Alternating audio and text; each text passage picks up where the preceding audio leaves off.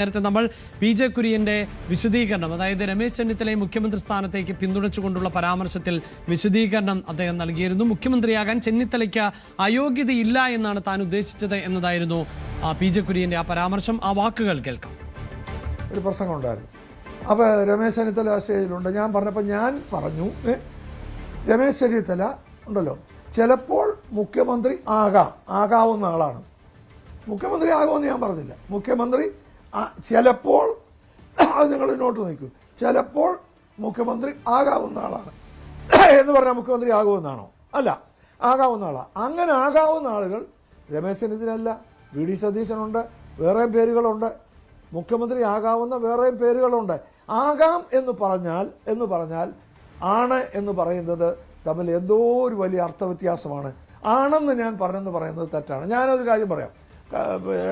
നേരത്തെ ഒരു യോഗത്തിൽ ഞാൻ പ്രസംഗിക്കുന്ന ഒരു യോഗം ഒരു ഇത് എന്നാ, ഈ രാഷ്ട്രീയമല്ല, ഒരു സാമൂഹിക സാംസ്കാരിക യോഗമാണ്.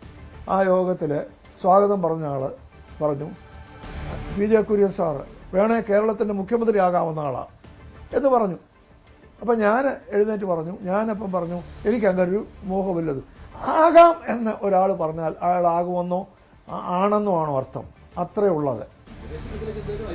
ഒരയോഗ്യത രമേശ് ചെന്നിത്തലയ്ക്കും അയോഗ്യതയില്ല. ശ്രീ വി.ഡി. സതീശനും ഈ കാര്യത്തിൽ അയോഗ്യതയില്ല. അസംബ്ലി തെരഞ്ഞെടുപ്പ് കഴിയുമ്പോൾ ഹൈക്കമാൻഡിൻ്റെ നേതാക്കൾ ഇവിടെ വന്ന് എം.എൽ.എമാരുടെ അഭിപ്രായം കൂടി എടുത്തിട്ട്, അത് ഞാൻ അടിവരയിട്ട് പറയുന്നു, എടുത്തിട്ട് ഒരു തീരുമാനം ഹൈക്കമാൻഡ് എടുക്കും. പ്രതിപക്ഷ നേതാവ് ആകില്ലെന്ന് ആരും പറഞ്ഞിട്ടില്ലല്ലോ. പ്രതിപക്ഷ നേതാവ് മുഖ്യമന്ത്രി ആകില്ലെന്ന് ആരും പറഞ്ഞിട്ടില്ലല്ലോ. അല്ല, അവിടെ കൺഫ്യൂഷൻ്റെ ആവശ്യമില്ല. കാര്യം മുഖ്യമന്ത്രി, ഇതിനിപ്പോൾ കോൺഗ്രസിനകത്ത് മുഖ്യമന്ത്രിയാകാൻ അർഹരായ ഒന്നിലധികം നേതാക്കന്മാരുണ്ട്. മനസ്സിലായല്ലോ, ഒന്നിലധികം നേതാക്കന്മാരുണ്ട്.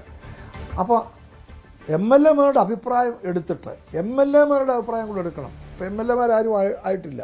അപ്പോൾ ഹൈക്കമാൻഡ് നേരത്തെ, ഞാൻ ചോദിക്കട്ടെ, ഹൈക്കമാൻഡ് നേരത്തെ ഒരാളെ മുഖ്യമന്ത്രിയാണെന്ന് പ്രഖ്യാപിച്ചാൽ അത് ജനാധിപത്യമാണോ? അത് ജനാധിപത്യമാണോ? അതിൽ ഞാനിപ്പോൾ ചോദിക്കാം, യഥാർത്ഥത്തിലുണ്ടല്ലോ, ഞാൻ തിരിച്ചു ചോദിക്കുകയാണ്, CPM ചെയ്ത് ജനാധിപത്യമാണോ? യഥാർത്ഥ ജനാധിപത്യം എന്തുവാ? CPM-ൻ്റെ എം.എൽ.എമാർ കൂടി ആരാണ് ലീഡറിനെ തിരഞ്ഞെടുക്കുന്നതാണോ ജനാധിപത്യം? പറയട്ടെ. അല്ല, നയിക്കുന്ന ഓക്കെ, അല്ലല്ല, അത് ഞാൻ എഗ്രി ചെയ്യുന്നു. അതിനകത്തൊരു തടസ്സമില്ല.